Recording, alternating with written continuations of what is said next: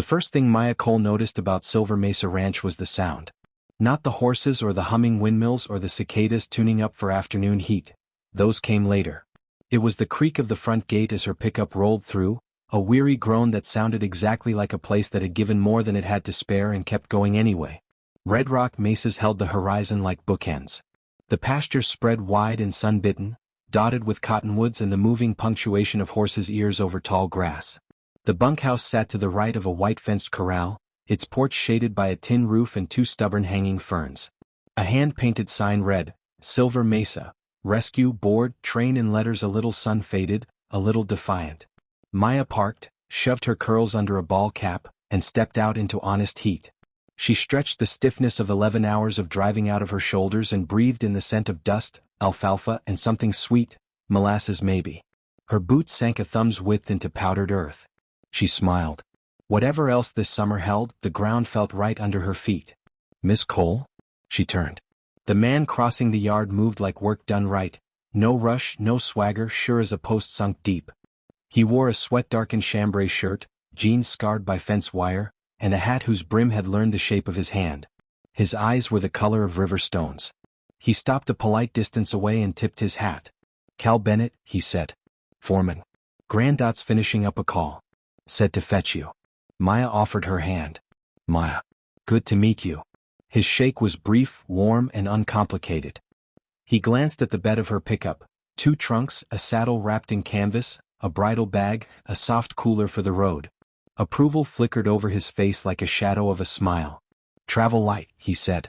Long habit, she answered. You said Grandot? Dorothy Arnett. Everyone calls her Gran, even if they ain't got the rights to. The corner of his mouth lifted. You can have the rights. They crossed the yard. A mare nickered from the near pen, the sound sharp enough to turn Maya's head. The horse wore the wary look of a creature that had been asked the wrong question too many times, neck tight, eyes wide, weight hovering like a runner at the blocks. Cal followed her gaze. That's Juniper. Came in 3 weeks back. Mustang from the prior range, according to the Freeze brand. Smart as a new lock. Won't let a hand within 6 feet unless you're carrying carrots, and even then she measures your soul first. Maya stepped closer, careful with her energy the way her first mentor had taught her. Shoulders soft, breath easy, eyes on Juniper's shoulder instead of her face. She could feel Cal watching, not intruding. She let the fence rail take her weight and exhaled long enough to drop her heartbeat. Who tried her? She asked quietly. 3 of us, Cal said. She pushed through the panel last week, cut her shoulder. Nothing deep. We're keeping sessions short till she decides we ain't coyotes. Good. Maya angled her body, rubbing the base of her own neck, then let her hand fall, matching Juniper's blink. She's looking for the exit sign, that's all. You gonna offer her a different one? When she asks for it. Cal's eyes warmed a degree. Gran's gonna like you. They found Grandot in the office. A square little room lined with file cabinets, ribbons from a different decade, and a bulletin board pinned with feed invoices that had learned to curl at the edges. Dorothy Arnett sat behind a battered desk, phone tucked against her shoulder, gray hair corralled in a no-nonsense braid. She waved them in and held up a finger, listening. Yes, wait, I hear you, she said into the receiver. But I'm not selling pasture rights at a discount because your cousin's boy wants a hobby herd. We've got a showcase coming up and we'll meet our notes. You tell your cousin to buy model horses if he wants easy. Goodbye now. She hung up and gave Maya a smile that had both welcome and measurement in it. You made good time. I'm Grandot. Thank you for answering my desperate little ad. Wasn't desperate, Cal said mildly. It had 3 exclamation points, Gran replied. If that's not desperate, it's bad writing. Maya laughed before she could stop herself. Ma'am, I've answered worse. And I'm glad to be here. Gran pushed a manila folder across the desk. 2-month contract with extension option, room and board in the bunkhouse until we can clear out the South Casita. You'll work primarily with the rescues and the boarders who need manners. We do a charity showcase in 6 weeks. Folks pay to watch us show off progress and to adopt if they fall in love. It keeps the hay coming. Maya scanned the folder. Honest numbers stared back. Tight ones too.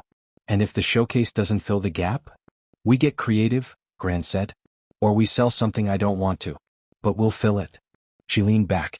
Kel says you've got a good sit and a quiet hand. Maya's throat tightened at the compliment's simplicity. I try to ask the right questions.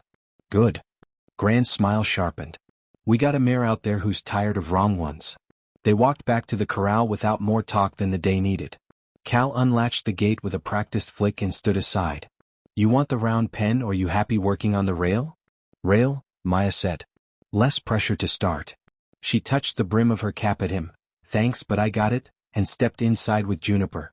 The mare's head lifted, nostrils flaring. Maya felt the prickle move over her own skin in answer and let it pass through without catching. She kept her eyes soft and her shoulders sideways, giving Juniper the courtesy of a stranger who already understood no. A horsefly buzzed the mare's hip. Juniper swished it away like an opinion. Maya walked a shallow arc, not closing the distance so much as changing the shape of it. When Juniper shifted away, Maya matched the movement, never faster, breath a steady metronome. She counted the mare's breaths instead of her own and made a small offer, a turn of her body that opened a door through the center of the pen. Juniper thought about it, blew out a skeptical snort and took one step. Maya didn't praise out loud. She widened the door and waited. 2 more steps. Pause. The mare's ears toggled like switches, then settled toward Maya. Atta girl, Cal murmured from the fence, almost to himself. Maya kept the session short on purpose. When Juniper's muzzle touched the air above Maya's shoulder, close, not contact, Maya eased back and turned away, a promise and a boundary at once. She left the pen before the good moment could get noisy. Outside, the world felt brighter without being harsher. Cal's Riverstone eyes had gained a glint that might have been surprise, might have been respect. Grandot's face held a pleased sternness a schoolteacher would recognize. Tomorrow, Maya said, wiping her palms on her jeans, we can try a rope halter. No metal. Bitless works for me, Cal said. She's wore enough metal under the sky. Gran checked her watch. Supper in an hour. Don't be late or Carmen will feed your plate to the blue heeler. A pickup rattled up the lane then, fancy by the way it gleamed against the dust. A woman in a linen blazer and sunglasses stepped out, the kind of pretty that photographed well and knew it. She carried a tote that probably had a brand name and a smile that could sell a cause or a scandal. Maya felt a pinch of recognition bloom in her chest before the woman pulled off her sunglasses. Hey sis, Rhea said, voice bright as minted coins. Miss me? Cal's head slid a fraction toward Maya. Grandot's eyebrows made small, warning peaks. Maya swallowed the automatic answers, a dozen all wrong, and went with the least combustible. What are you doing here, Rhea? Saving the family business, Rhea said lightly as if she were talking about redecorating a brunch spot. She hooked a thumb toward the main house. Grandot, right? I've been DMNG you. I have ideas for your showcase. The last word took on the tone of an event with sponsors and ring lights. Gran folded her arms. Have you now? Cal's jaw ticked once, a barely there muscle under sun-browned skin. He didn't speak, he didn't have to. The air shifted like it did before a summer storm, hot, then cooler, then charged. Juniper lifted her head in the pen and snorted, as if tallying the new variables. Maya set her shoulders, feeling the old family ache stir and the new, careful hope she'd felt in the pen try to stand its ground. She glanced at Cal, at Gran, at the mare who already knew the cost of the wrong questions. Okay, Maya said, voice even. Let's hear your ideas. Rhea's smile brightened, a sunrise with too much glitter. Oh, you're going to love them. The internet will too. Cal finally spoke, quiet as a hinge. Supper's in an hour. Perfect, Rhea said. I'll need a tour first. And a place to charge my phone. Maya blew out a breath only she could hear. She reached up, tightened the bun at the nape of her neck, and told herself what she told every frightened horse. We start where we are. We move one honest step at a time. Behind her, Juniper lowered her head and lipped a tuft of grass through the rail, as if to bless the plan. Maya took that as a sign. One step, then another. The storm could wait its turn. Rhea toured Silver Mesa like a realtor with a drone, chin high, sunglasses perched like punctuation, fingers flicking to frame shots for her phone. Cal kept 2 paces behind, answering questions with single nouns. Well water. Alfalfa. South fence. He didn't hurry, didn't slow, didn't look at her longer than courtesy required. Maya, trailing with a coil of rope halter over her shoulder, tried not to enjoy that fact. They reached the round pen at the same time as the heat laid its hand heavier on the land. Juniper stood in the shade line, hip cocked, pretending not to watch. Maya slipped through the slats, breathing easy, and she could feel Cal's attention settle like a well-placed blanket, there but not smothering. Live content, Rhea announced, flipping her camera to selfie mode. Day 1 at Silver Mesa Ranch. We are transforming this place into a rescue and training powerhouse. Meet my sister, the horse whisperer, Maya Wave. Maya didn't wave. She lifted the rope halter instead, letting it drape over her open palm as she angled her body, closing the air between her and the mare with patience instead of pressure. "Hey Juno," she murmured. "Doors the same as yesterday." On the rail, Cal's hand tightened on a post. The blue heeler, Duke, snuck under the bottom rail and flopped at his boots with a sigh that sounded like commentary. Juniper hesitated, tests multiplying behind her eyes. Maya widened the door with a step, then another, then stopped, letting the mare make the last inches hers. The first touch was air, the second was curiosity, the third was commitment. The velvet of a muzzle brushing the halter rope like it might bite. Maya kept her breath slow. When Juniper didn't flinch, Maya eased the rope up, over, pause, and settled it behind a cedar bark ear. "Good girl," she said, the words more exhale than praise. On the fence, Rhea captured it all, whispering for her viewers, "And this, you guys, is trust." Maya let the halter hang loose, not asking for movement, letting the mare get used to the new necklace. When Juniper lowered her head, Maya matched her and stepped away first. Always leave the want in. She slid the halter off before Victory could turn to argument. The session ended on quiet. Cal's mouth did that not smile again. "Nice," he said softly. Rhea clapped once, bright. "Okay, I love. But imagine if we had a sponsor logo in the corner and a captivating lower third. Mustang Rehab, from wild to willing. We can build a series. 6 weeks to the showcase? Perfect arc. We'll need a brand deal. I have a call at 4 with a beverage company that, don't shoot me, loves cowboy aesthetics." Grandot had arrived somewhere in the middle as she did, seemingly out of the ground with a ledger under her arm. "We don't water horses with energy drinks," she said deadpan. Rhea laughed, unoffended. "Of course not. But we can water the internet. Also, parking. The event will need overflow. The south pasture is photogenic, but the north pasture is flat. We could lease an acre short-term just for the day. I have a contact who does pop-up infrastructure. He's bringing his investor by tonight to say hello." Cal's gaze flicked to Gran. Maya felt the air change by a degree. Gran's answer was mild. "Investors like to say hello with contracts." Rhea sailed on. "Which we will read. I'll print them in a lovely binder. Trust me, Grandot, I can make this showcase pay your notes and give you breathing room." Gran didn't answer trust with anything but a look. Supper. They packed into the dining room, a long table built by somebody who had known about big families and bigger appetites. Carmen, the cook, set down a roast pan of enchiladas and a bowl of charred corn salad and pointed a warning spoon at the healer. "Duke eats scraps, not plates," she said, giving Maya a wink. "Welcome." Rhea arranged herself like a centerpiece. She asked Cal polite questions about herd size and feed costs and insisted he sit where the light was good for her camera. Cal obliged because he was a gentleman, but he kept his hat on the chair and his words sifted. "How long have you been foreman?" Rhea asked, phone discreetly angled. 7 years. "And before that? You were, like, a rodeo champion?" "Like that," he said and took a bite of salad. Rhea laughed. "Wow, a vault." Maya cut her enchilada with the side of her fork. "He talks plenty," she said, "if you listen without a phone." Rhea's eyes flicked, a quick sister spark. "Content is how you fund good deeds. I'm not the villain for wanting lights and money, May." Gran tapped her water glass with a spoon. "Nobody's the villain at my table. Not until dessert." Carmen brought out peach cobbler that tasted like a promise kept. Rhea took a photo before the first spoon. Cal didn't wait for the shot. After, as dishwater sang and the sky softened, a black SUV sheened its way up the lane. Rhea brightened. Perfect timing. The man who stepped out wore boots that had met more airports than pastures. He had a tan like a subscription and teeth that liked the camera. "Brennan Hale," he said, shaking Gran's hand with practiced warmth. "Big fan of what you're doing here. Rescue work has heart," he added, angling his body so the sunset gilded him. "Rhea tells me you've got a showcase that could use infrastructure and, hey, maybe a partnership. I've got a climate resilience fund, glamping sites, low-impact events, solar pilot programs. Your ranch could be a flagship." Gran's smile showed as many teeth as necessary. "Dorothy Arnett.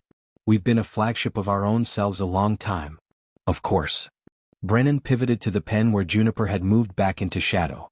"And this is the horse of the hour?" Maya stepped slightly in front without making a scene. "Rescue mare. We keep her sessions short. She's not for petting." Brennan's easy grin didn't falter. "Boundaries. Love that." He turned to Rhea, lowering his voice enough to sound intimate to everyone. "We'll get cameras here that respect the animals. Gentle lenses, he joked. Cal's posture changed a hair, the way a bluff face reads the wind. You said glamping, he said. Minimal footprint, Brennan assured. Luxury tents that leave no trace, revenue that keeps lights on. Maya pictured the south pasture with lanterns and strangers and music floating where crickets should. The thought made her teeth itch.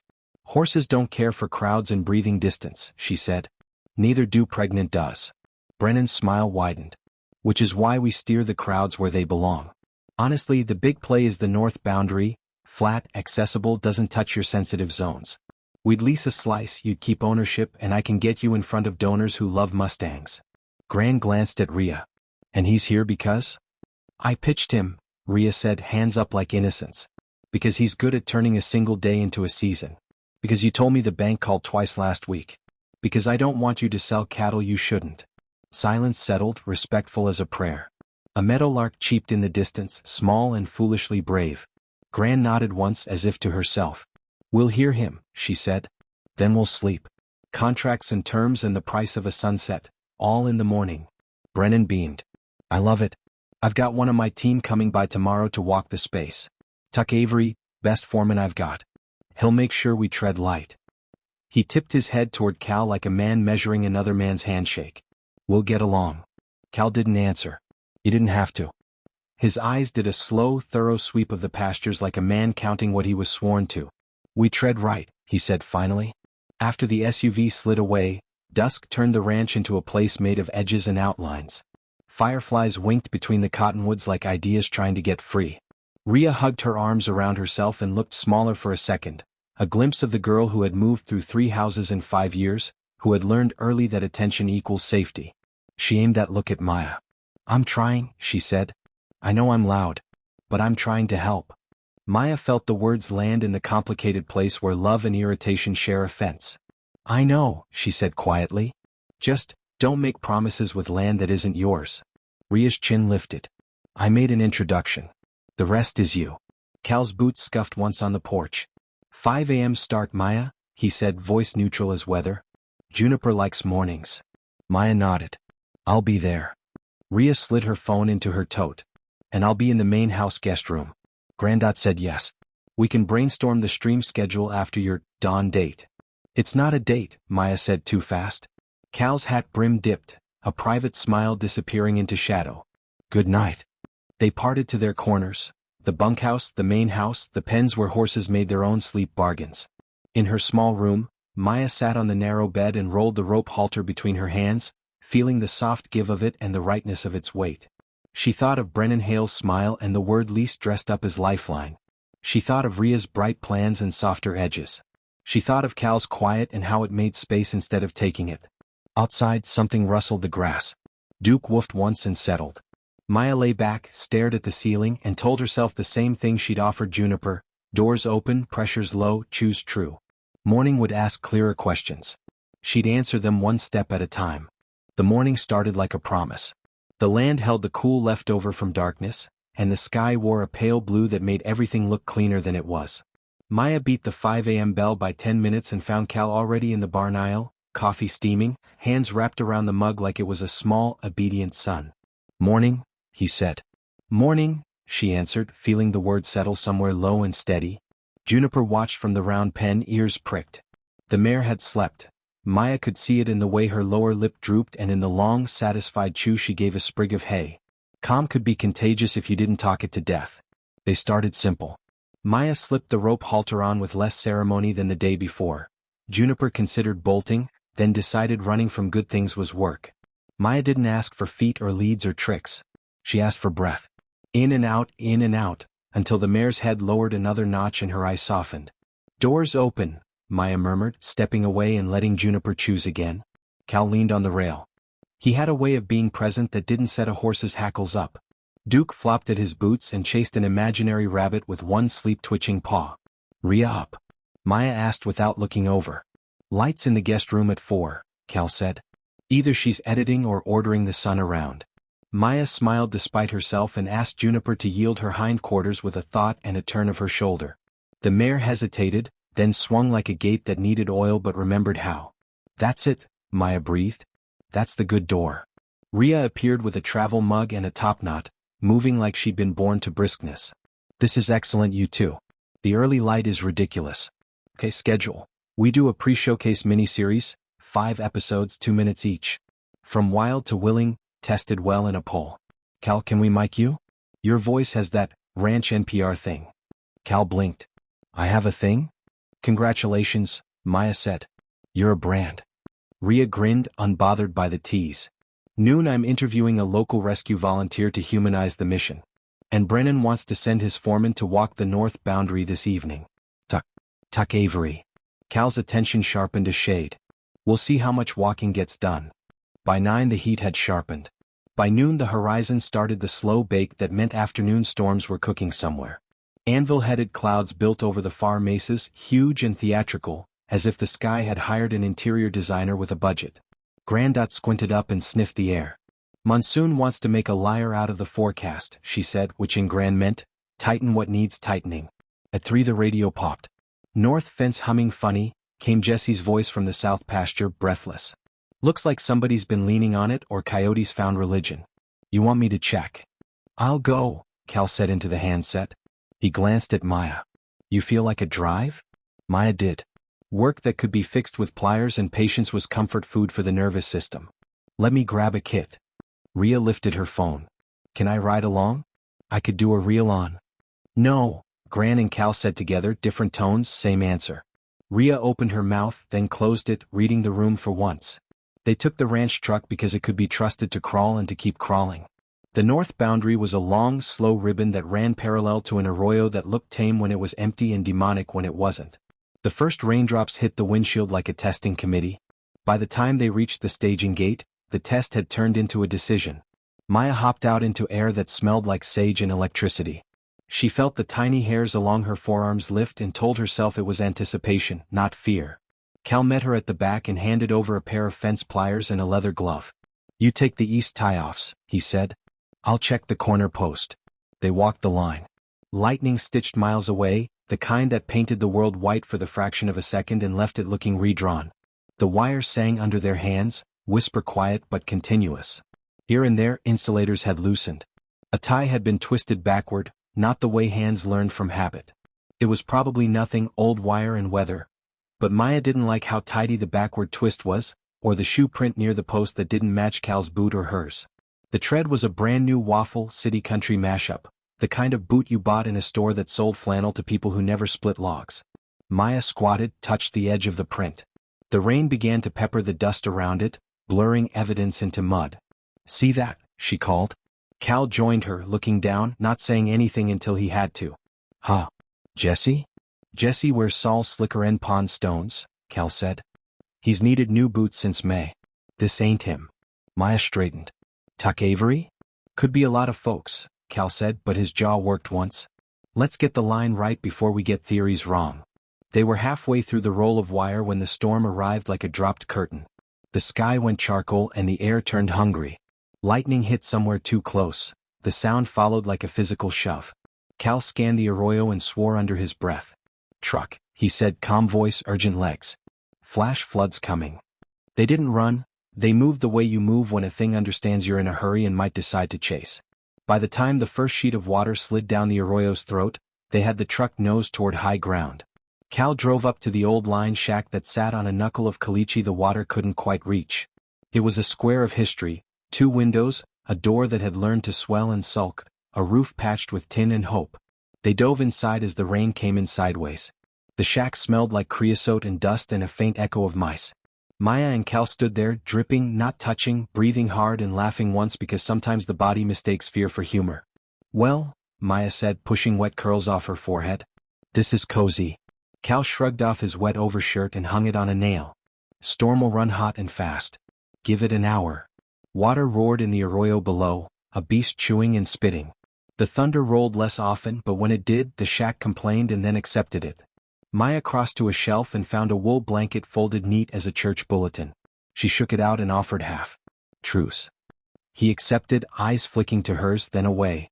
Truce. They sat on the low bench under the window, hip to hip only because furniture had its own geometry and the blanket didn't argue. Rain braided the window into trembling strips. For a long while they didn't talk, not because there was nothing to say but because the sound of water said everything that mattered. Wait, wait, wait. Cal broke it first, the way men do who don't love words but trust them when they're clean. I quit rodeo after a wreck that wasn't spectacular enough to brag about, he said. High school hero, college circuit, figured I'd ride my way into some kind of legend. He tugged the edge of the blanket, eyes on the weather. Bronk threw a short one in the pocket. My foot hung a half-second too long. Tore up my knee bad enough the doc said pick a new dream or learn to love the limp. Friend of mine, Kyle, kept riding. He drew a rank bull 3 months later and didn't stand up again. Cal's breath left him, not a sigh, just an accounting. Gran called the next week. Said she needed a foreman and that my pride could muck stalls same as my humility. And you came, Maya said, no more flourish than he'd used. And I stayed, Cal said. Turns out I like long stories better than 8-second ones. They sat with that. The storm softened, edges rounding. My mentor's name was Eddie, Maya said finally, keeping her eyes on the shifting light. He taught me horses weren't puzzles to solve but languages to learn. City kid me, buses and noise and hand-me-down sneakers. First horse I loved was a paint named Rio that Eddie lent me like a library book. We worked at a high-end stable that liked the look of softness and the results of force. She swallowed. The old anger wasn't hot now, it was deep.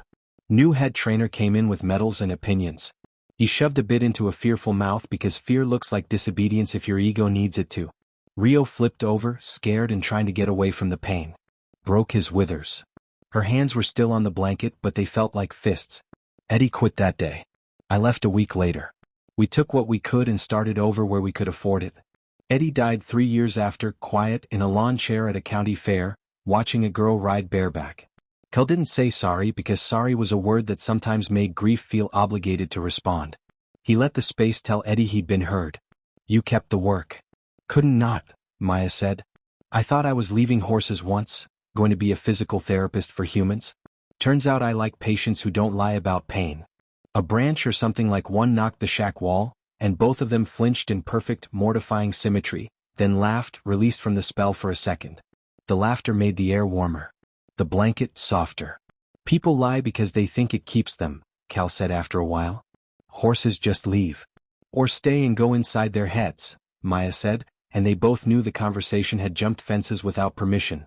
Rhea and staying and leaving and what it cost to be looked at for a living. She tries, Maya added because she didn't want to use the storm as an excuse to be cruel.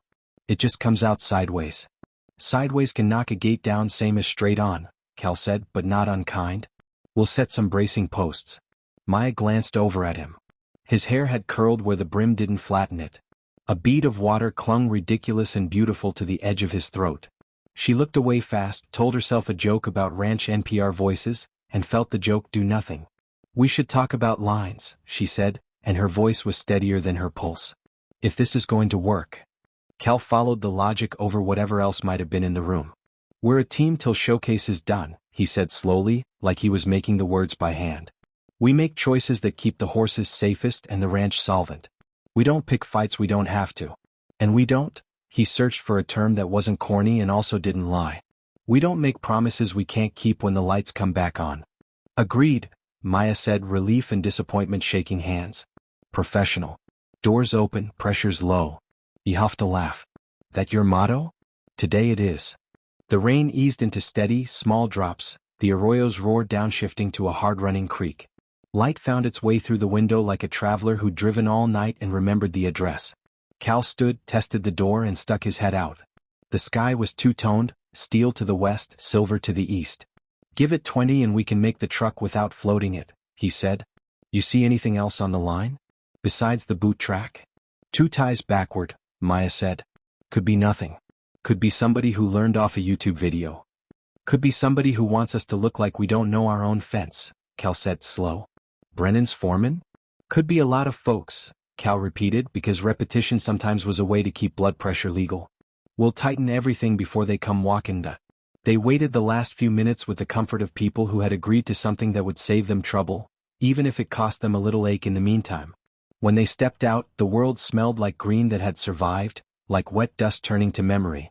Creosote rose from the ground like a hymn.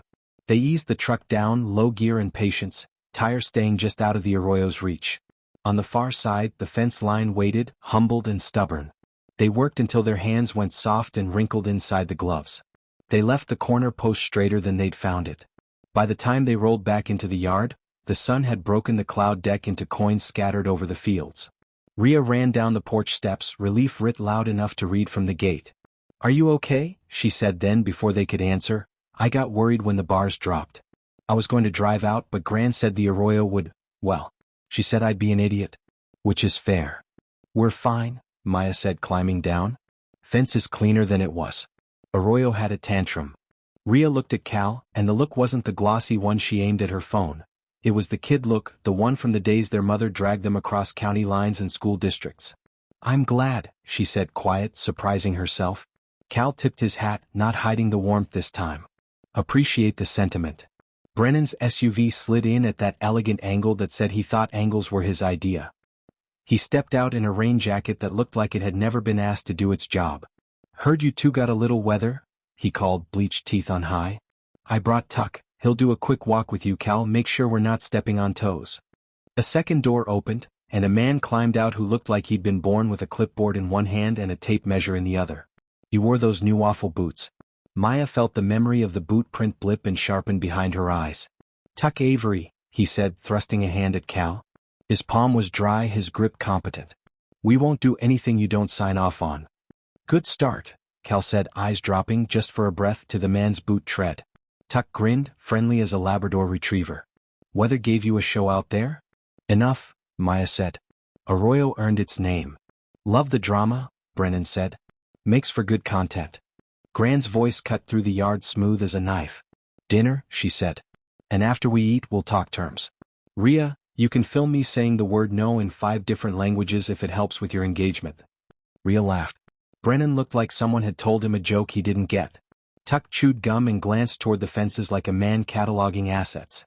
Cal fell into step beside Maya as they crossed the yard. Their shoulders didn't touch. The promise they'd made in a storm roomed itself between them and weirdly made the space feel more honest. "You did good out there," he said. "So did you." "Doors open," he added, not grinning, not teasing, just seeing her. "Pressure's low." She didn't look at him. She didn't have to. "Then let's walk through it one step at a time." The sky above Silver Mesa had put its drama away. It wore evening like a clean shirt. Somewhere in the cottonwoods, a night bird tried a riff and then decided on quiet. In the round pen, Juniper turned once, twice, and stood with her nose pointed toward the east, as if she'd learned something about how to move through weather. So had they. By morning the storm had become a rumor. The land shone scrubbed and temporary like a porch after somebody finally washed it. Maya chalked a training grid on the tackroom whiteboard. Juniper at 7, the sour little bay border at 9, groundwork clinic at 10:30 for the volunteers, and stepped back to admire the ordinary order of it. She ducked into the feed room for mineral blocks. When she came out the board was spotless. She stared. The cap of the dry erase marker lay where she'd left it, but the list was gone, wiped to a squeaky, weaponized blank. Maya checked the floor for a fallen paper backup and found only Duke's hair and dust bunnies the size of kittens.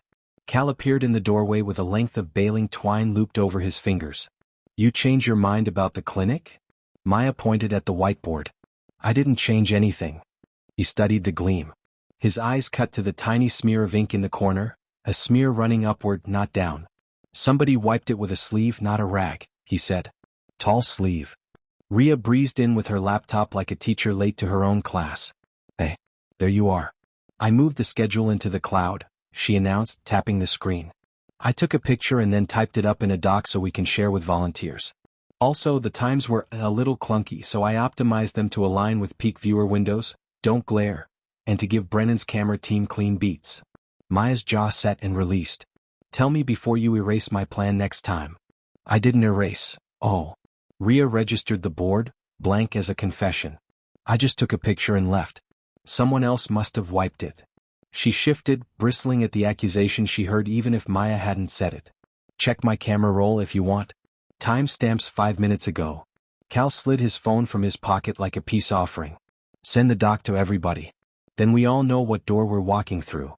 Maya took a breath and nodded. Rhea's face softened the way it did when an old habit didn't get the fight it expected. By 10 the clinic ran like a small miracle. 5 volunteers, a lot of patience, a little progress. Juniper wore the rope halter and the look of a mare deciding that people, while not ideal, could be negotiated with. Maya asked for small circles and got them. She opened a door and Juniper stepped through, ears flicking toward her. At noon, Brennan's SUV glided in and disgorged crew like a magician's scarf. A camera operator, a woman with a clipboard, a kid with a boom mic. He kept tilting toward the horses as if they might say something into it. Tuck arrived in a separate truck, the new waffle soles of his boots crisp as punctuation. "Afternoon, folks," Brennan said, sun finding every tooth. "We'll grab some B-roll, just silhouettes, slow pans, nothing intrusive. Then Tuck and I will walk the north line." Grandot's mouth smiled, but the rest of her didn't. "Two rules," she said. "Ask before you point anything at an animal. And flags stay on the trucks." The crew nodded solemnly, a flock of obedient crows. After lunch, Rhea convinced Maya to run barrel practice with Juniper in the big arena. "Just one pattern, golden hour vibes, trust me." And Maya agreed because sometimes you do the hard thing in the open to make the quiet things easier. She fitted a soft hackamore and led Juniper in. The barrels sat like fat punctuation marks in the sand. Cal stood on the rail, hat low, arms loose, presence steady as a metronome. The camera operator took the far corner, respectful. Rhea cued her phone. Brennan, for once, kept distance. Maya swung up bareback, just a warm pad under her and Juniper's breath moving like a tide. They walked the cloverleaf slow, her seat a whisper, her hands offering the door. One barrel, two, three. Sand hissed. A good rhythm found them. The drone arrived like a hornet nobody had been promised. Its whine started distant and came quick. It cleared the top rail and knifed into the arena air, lights blinking like a brag. Juniper's entire body asked the old question at once. Fight, flight, survive? And picked the door labeled leave. Maya felt the lift into panic, the rocket of muscle. She sat deep, not to pin but to stay. "Easy," she said, the word a rope, the rope a bridge. Juniper sliced left, then right, trying to outrun sound. The hackamore held gentle, giving her face something to push against without pain. Cal was moving before Maya had finished the word, boots slamming the steps, body a calm blade aimed at the drone's operator.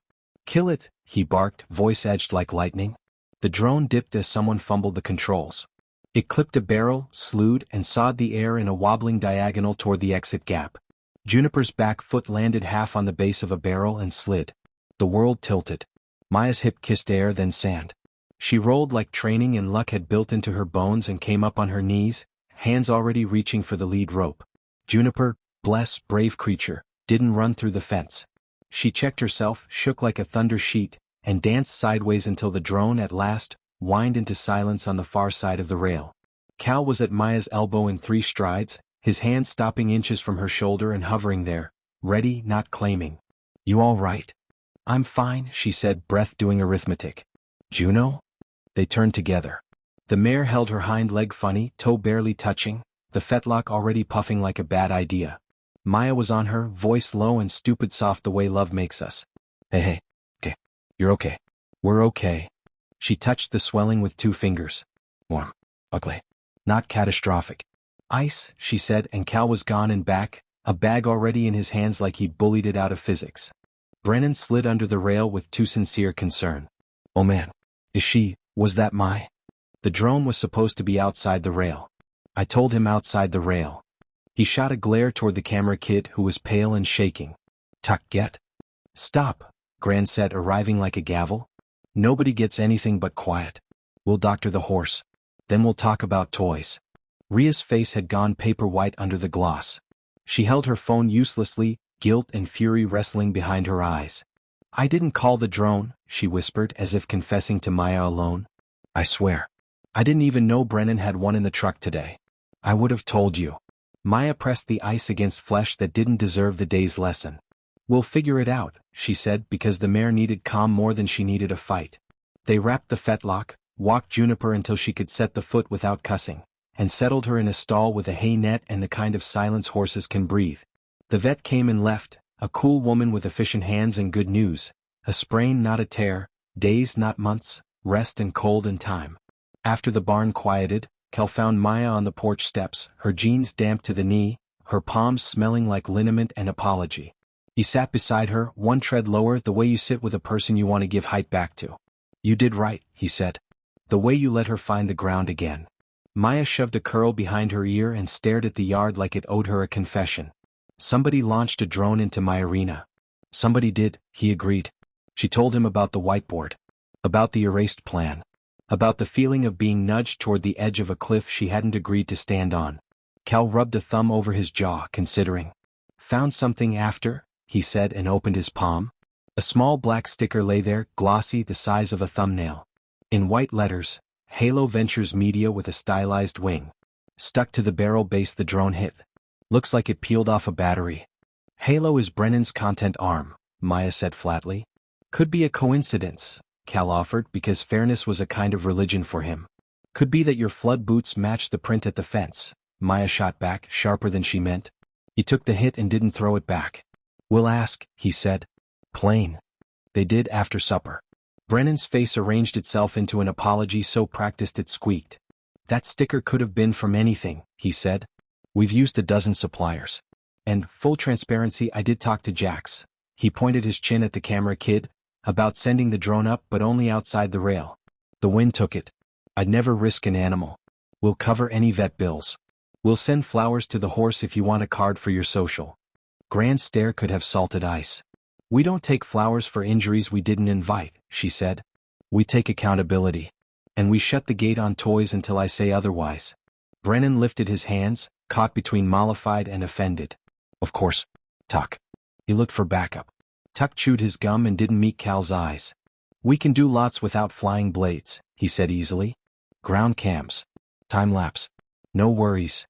Rhea stood off to the side, arms wrapped around her ribs like she'd borrowed her own body and it didn't quite fit. When the group broke, she drifted to Maya, voice low. I swear I didn't. I'm not trying to, she swallowed. I know you think I am. I know I've been loud. But I didn't do this.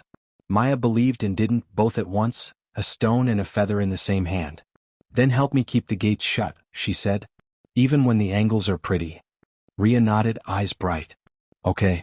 She tipped her head, a small, stubborn set to her mouth that meant trouble and also courage. And maybe ask why Tuck's boots leave new waffle prints by the tack room. Maya blinked. You saw that. I saw him step where the dust is and grin like dust should thank him. Rhea's laugh came out raw. I hate myself for noticing. It means I've been watching for reasons to be right. Or you've been watching to prove you're on our side, Maya said, and the way Rhea flinched told the truth in the complication. They sat on the porch swing, the air warm and careful. Cal came back from the barn, checked the mare one more time and angled toward them. He stopped when the ranch radio crackled from inside. Jesse's voice, heads up, north fence again. Top wire loosened near the arroyo. Somebody's either lazy or helpful in the wrong direction. Cal's eyes met Maya's, and the old agreement took its place between them like a saddle that knew its horse. Team till the showcase. Keep the horses safe. Keep the ranch solvent. Don't pick fights without a reason. Don't make promises you can't keep. Go, Rhea said, standing. I'll sit with Juniper. No cameras. Just sit. Maya rose with Cal. Their shoulders brushed, an accident of physics and porch geometry. The contact sparked and then behaved. They stepped off the porch together and crossed the yard side by side. At the fence line, the evening smelled like cooled iron and damp earth. Cal crouched by the post and touched the top wire. Twisted backward, he said softly, the same wrong twist as before. He pressed a finger into the mud where a print had held. The edges were blurring from the afternoon heat, but the waffle pattern ghosted there, stubborn as intent. Maya looked up toward the north, where the land rolled away like a long-held breath. Someone wants the fences to look careless, she said. Or to make us spend time on fixes instead of training, Cal added. Or to prove we need outside help, Maya said, thinking of Brennan's binder and Tuck's clipboard and that polished word lease with its tidy bow. They stood, two posts in the same wire. Cal wound the tie right this time, neat and snug. He worked slow, like the world would pick up his tempo. When he finished, he turned to her, a question in his face he didn't yet make into language. I'm not walking away, Maya said, answering anyway. From the mare or the mess or the whatever this is. Cal's mouth curved, private and real. Me neither. The porch swing creaked behind them and Rhea's silhouette rocked there, a long black shape with a phone face down beside her and her chin tucked. Through the barn window, Juniper's ears made small music. Overhead, the sky held on to the last violet thread of day. Sabotage makes a story louder. That was fine. They'd stay softer and steadier, and they'd make the right things louder too. In the morning they'd start again. They'd lock gates and check prints and untwist what got twisted. They'd keep asking the horse questions that deserved answering. And when the showcase came, the right eyes would be watching. The ones that could tell the difference between a bright angle and the long, patient work of keeping a heart in a body and a ranch on its feet. The week stretched like a cinch pulled one hole tighter each morning. Juniper's fetlock came down day by day, cold, rest, handwalks, short circles on soft ground. The vet cleared her for a light demo, no barrels, no heroics. Prove trust, not speed. Maya said yes and wrote trust in block letters across the top of the day's running order. Rhea worked too, and not just the internet. She printed maps for parking, painted sandwich boards with arrows, wrangled volunteers, built a neat QR code on a poster that said adopt. Donate. Sure. When Brennan suggested a VIP wristband upcharge, Grandot suggested he could wear a wristband for free that said NO. By Saturday the ranch looked like itself, wearing its Sunday best. Bales became benches. The old stock trailer turned into a stage with bunting borrowed from the 4-H closet. The air smelled like dust, citrus polish, and Carmen cinnamon coffee. A string band tuned near the cottonwoods, nervous and pretty. Cal walked the north line before breakfast. Every tie was right, every latch sat honest. He came back with sun on his shoulders and a look that said he wanted to trust the day. People arrived in a slow, friendly river. Neighbors, tourists who'd Googled Mustang rescue, a retired bronc rider who hugged Gran so hard her braid protested. Rhea greeted every third person by name, which was a trick until Maya saw the subtle earpiece and realized she'd built a volunteer name spotter. It was clever. It was also working. Brennan's crew rolled in at 10 minus the drone and plus a dolly. Tuck wore the same waffle boots and the same Labrador grin. He shook Cal's hand and offered a paper bag. Breakfast burritos, he said. No strings. Strings don't come in bags, Cal said mildly, but he took one and split it with Duke. The program began with the easy wins. A pudgy pony letting a 6-year-old brush his forelock. The sour bay border trotting civilized circles under a nervous college volunteer. The crowd's noise rose and settled like a barn swallow learning air. Maya's turn came before noon. She led Juniper in with a loose lead and a heart that remembered storms and chose weather anyway. The mare walked sound at the walk, level at a jog for 2 steps, then settled back into the slow rhythm the vet had insisted on. No saddle. No bit. Just a rope halter and a soft hackamore looped over the horn of Maya's patience. Gran took the mic. This is Juniper. She came to us smart and scared. Maya's been offering her good choices. Today you'll see what a yes looks like when it's not forced. Rhea had set up the camera station outside the rail, fixed, quiet, respectful. The boom wasn't aimed at faces. The lower thirds she'd built were clean and small. Juniper, 6 weeks at Silver Mesa. Bitless demo, trust and timing. For once, the internet could watch without breathing on the horse. Maya stepped into the center of the arena and let the crowd drop away. It was just Juniper's ear. Her own shoulder. The small open door of her turned torso. She asked for a step, got it, released. Asked for a yield, got a thought of one, released that too. Juniper blew out, long and skeptical, then lowered her head as if the ground had offered her a secret. Good, Maya breathed. The mare's ears toggled, then tipped toward her and stayed. Maya swung up bareback, wait, a slow question. Juniper accepted, one breath, then another. They walked a big loose circle together, then a figure 8, Maya's hands a whisper on the hackamore, her seat the answer to a question the horse had finally decided was safe to ask. The crowd didn't cheer. It sighed, a sound that felt like shame leaving a body. Gran's mouth tilted like she'd remembered a joke. Cal leaned on the rail, the look on his face the exact shape of pride he trusted enough not to show often. Halfway through the pattern, Rhea's name flashed on Maya's phone where it lived in the back pocket of her jeans. Now, back gate. Maya's pulse hitched. She didn't look. She finished the circle and dismounted clean, landing light so Juniper didn't have to carry anything heavy into her stall, but hey. Cal was already moving. He met Rhea at the back gate alley, a narrow corridor between the big arena and the holding pens. Her face had gone tight and fearless, the expression of a woman who didn't have time to be scared. She held her phone against her chest like a priest holds a book. I was checking the stream delay, she said, voice low. I saw Tuck in the tack room on the security cam. He smiled at the lens and moved the camera angle with his thumb. She swallowed. Then I watched him walk out here and loosen the latch on Pen C. It's the hold for the Mustang trio going on at noon. If that gate swings during the demo, sudden crowd, a spook, a volunteer gets hurt, we look incompetent, Brennan saves the day with his infrastructure, and the lease looks like a lifeline. You sure? Cal asked, though he already knew the answer. I recorded, Rhea said and showed the clip.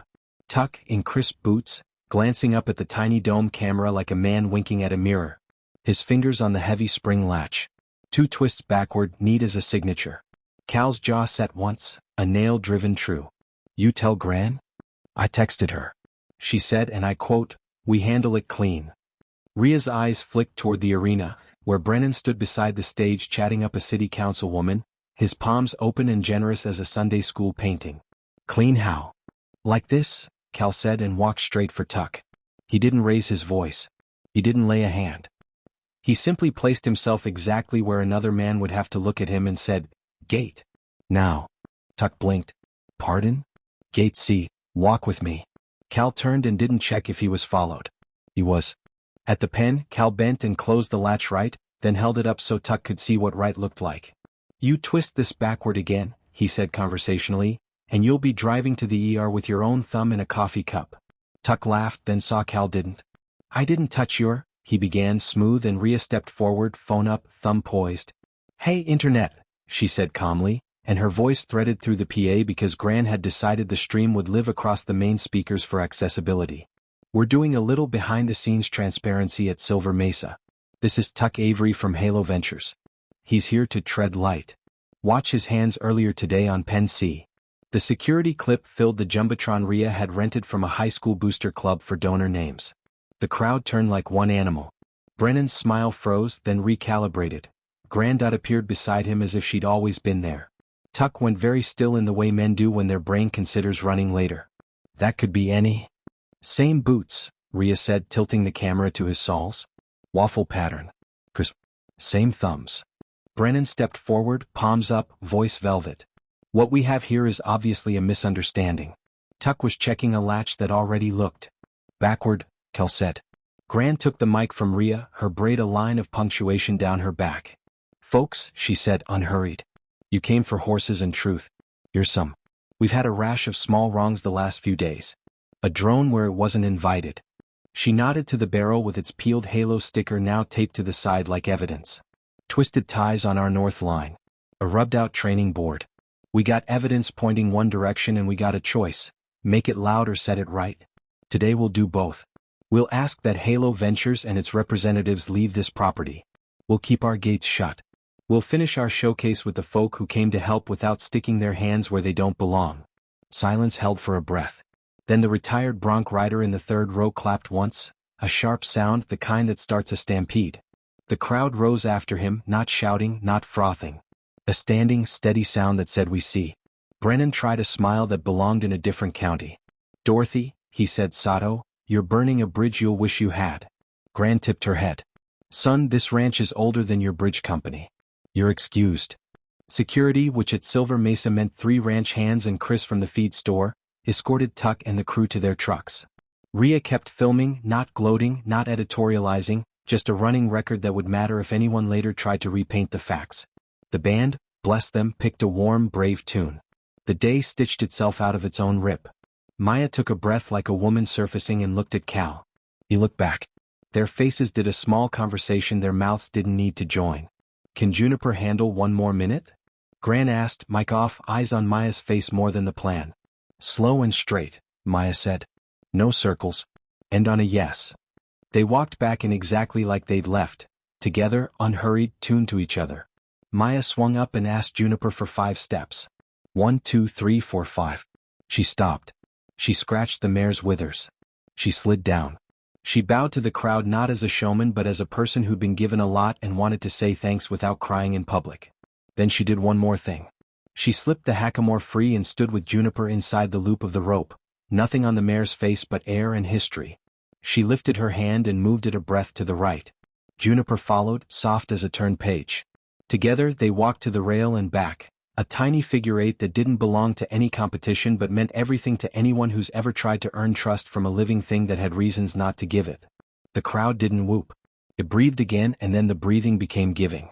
Rhea's QR code lit like a Christmas tree on phones around the arena, the cash box filled with 20s and tearful 5s. An old ranch wife slid off her wedding ring, shook her head when Gran tried to give it back and said, "We'll settle up with a check instead." By afternoon's end, the whiteboard in the office, restored to its rightful scrawl, had 2 new columns: adoption applications and donations.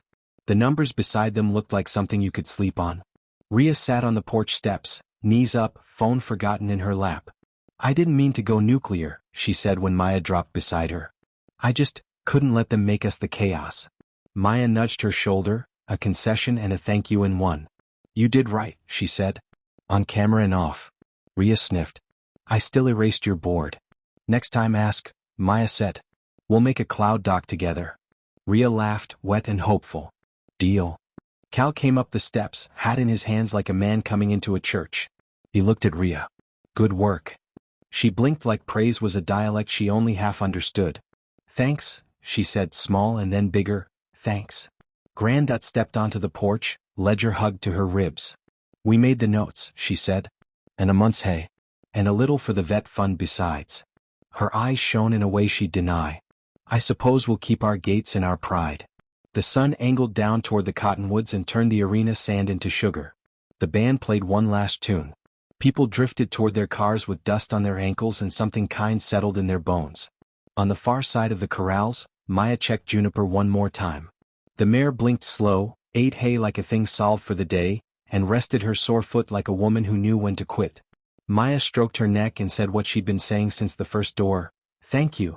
Behind her, Cal's footstep made the soft scuff sound she could already pick out from 100. She turned. He didn't speak. Neither did she. They stood there in the pen gate's shadow, a pair of people who had chosen the same side of a mess and found themselves, unexpectedly, standing close. Trail at dawn, he said at last, not a line, not a test, just a door. Slow and straight, she said. He tipped his hat and the gesture felt like belonging. For the first time since the storm, the sky over Silver Mesa looked simple. Not innocent, never that, but honest. The kind of sky that lets you see a long way and believe the distance isn't an enemy. Tomorrow they'd count applications and call references and schedule home checks. They'd put away bunting and sweep up popcorn and take down a jumbotron Rhea had talked a booster club into loaning them for a charitable cause. They'd talk to a bank that suddenly knew their names. They'd brace fences and rewrite schedules and ice a fetlock and decide together what to do next.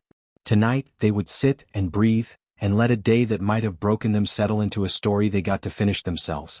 The ranch slept like a tired choir the night after the showcase. Quiet, together, with just enough murmurs to prove everyone was still there. Maya woke before the alarm anyway, the way people do when a thing they've wanted has stopped being a wish and started being a plan. She swung her legs out of bed and stood in the rectangle of moonlight on the bunkhouse floor. Somewhere out by the cottonwoods, a night bird tried a note and folded it away. Juniper nickered, soft, domestic, and Maya's ribs loosened another notch. Coffee waited in the kitchen, already made.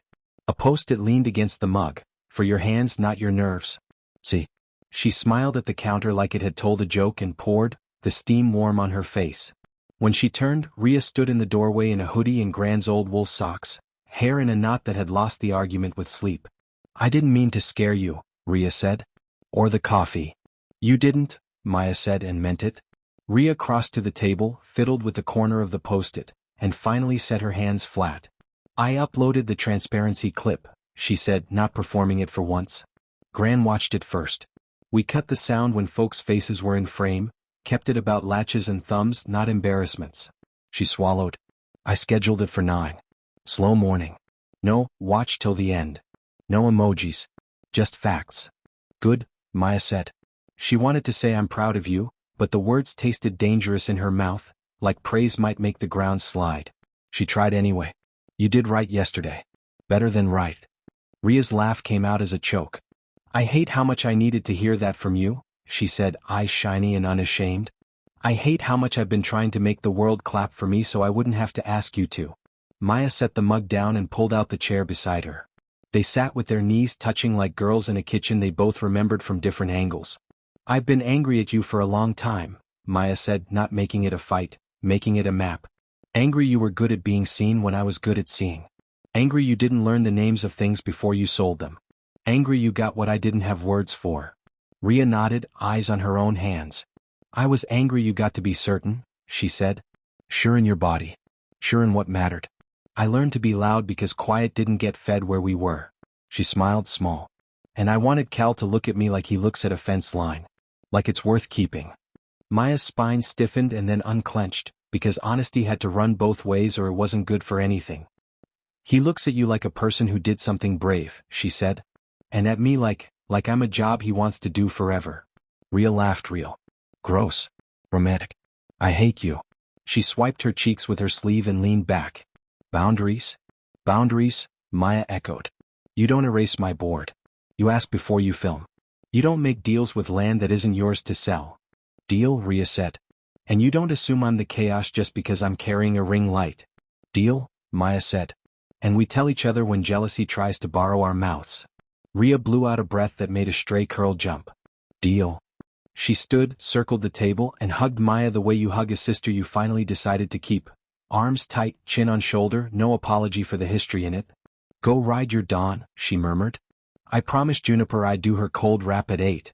We're friends now. Of course you are, Maya said, and they both smiled because some things were inevitable when you kept showing up. Outside the dark was thinning. Cal waited by the gate with 2 saddles slung over the top rail, hat low, Duke making small happy circles around his boots like a dog drawing a map of joy. Cal lifted his head when he heard Maya's step, and the lines beside his eyes eased like fabric taken off a hanger. Morning, he said. Morning, she answered, and it felt like a vow because it was a choice. They didn't make a ceremony of it. Maya checked Juniper, cool, clean, a leg that bore the right amount of weight. She chose Zip instead, the steady bay gelding who took care of interns and bad days. Cal swung onto Pepper, the mare with a heart like a compass. No bits. Loose reins. The gate sighed and let them through. They took the river trail, the one that braided through cottonwoods and then shouldered up the low ridge where the mesa offered a view you couldn't put in a frame without lying. Dawn came slow and honest, adding light to edges until the world had shape again. Rabbits crossed like punctuation. A mule deer lifted its head and decided they weren't worth the calorie burn. They rode with the kind of quiet that invites talk. It arrived without being chased. Gran says the notes are met, Cal began. Bank's sending paper that looks friendlier than they are. We've got 31 adoption applications and one from a man who thinks he can keep a Mustang in a studio apartment in Santa Fe. Maya huffed. We'll find his city code before we find his conscience. Rhea can help write the polite no. She's good at tone when she cares. Cal smiled at that. She is. They topped the ridge. The ranch unfolded below them, pastures and pens and the thin silver of the creek. The arena still wore yesterday's tracks like a page after the good part. The main house sat square and stubborn. The bunkhouse chimney breathed once, a thin thread.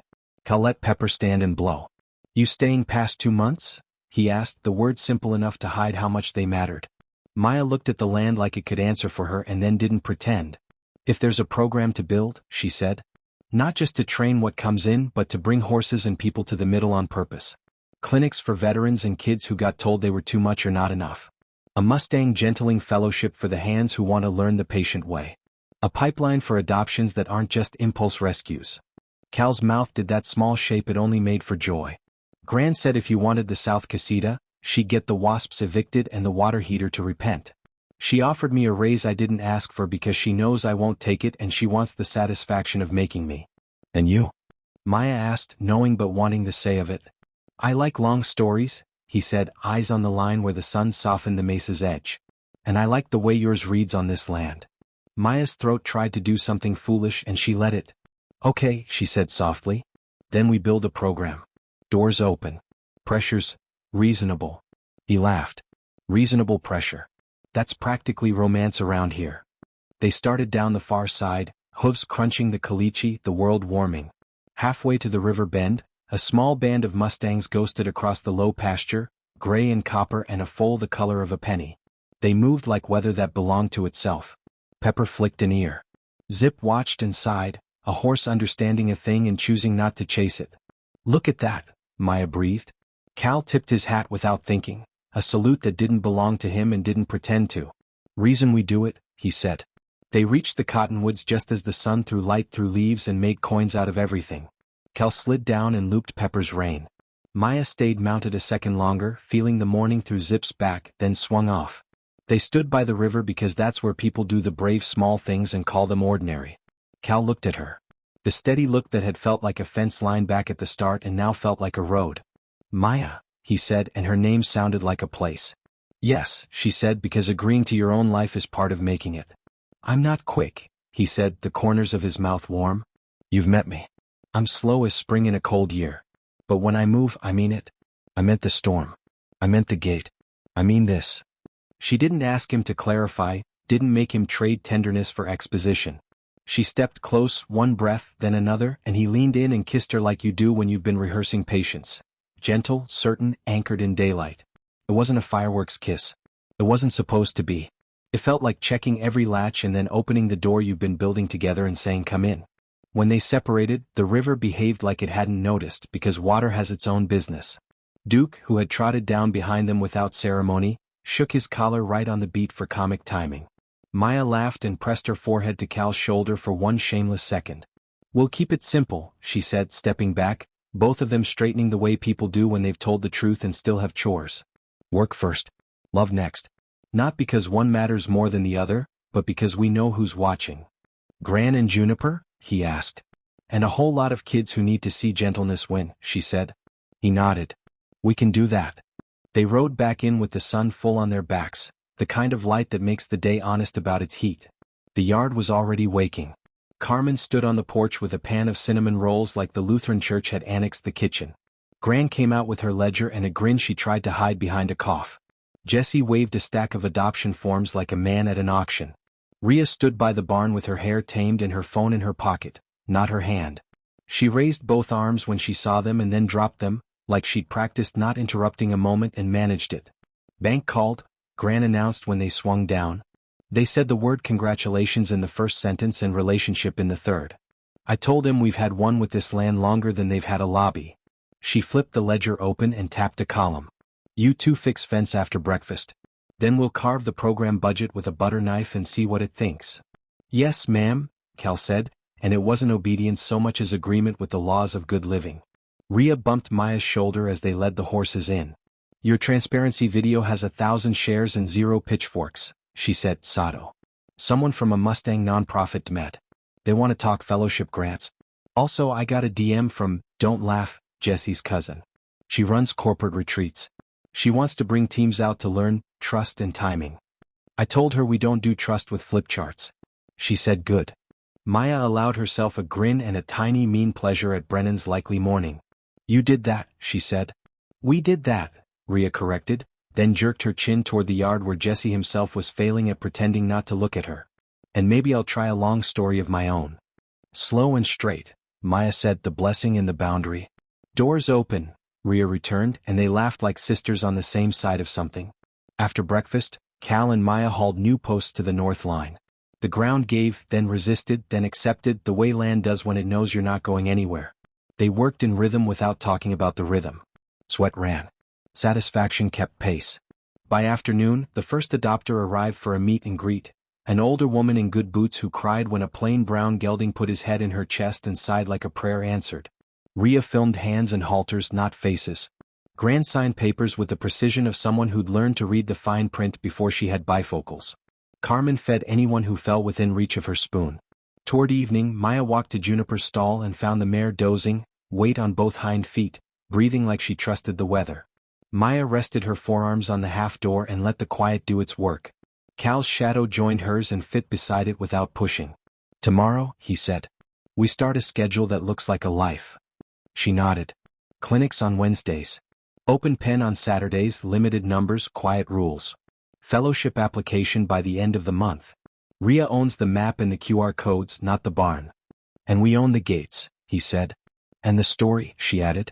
They stood there as the day let go. When the first star showed up, they took it as a polite suggestion and headed for the porch, where Gran had 2 lemonades sweating rings into the railing. Rhea texted something and then put her phone face down on the step without regret. It wasn't perfect. It wasn't guaranteed. It was theirs. Maya looked at Cal. Cal looked at Maya. The ranch looked back at both of them with the steady, unglamorous love places like this give when you keep your word. Somewhere a night bird tried another note and found the rest of the song. They didn't clap for it. They didn't have to. They'd get up early and ride and work and kiss when it made sense and repair what got twisted. They'd ask better questions and accept the answers. They'd keep the doors open and the pressure right. Silver Mesa kept its sky. The people under it kept their promises. And in the stall at the end of the aisle, a Mustang lifted her head, listened, and stayed.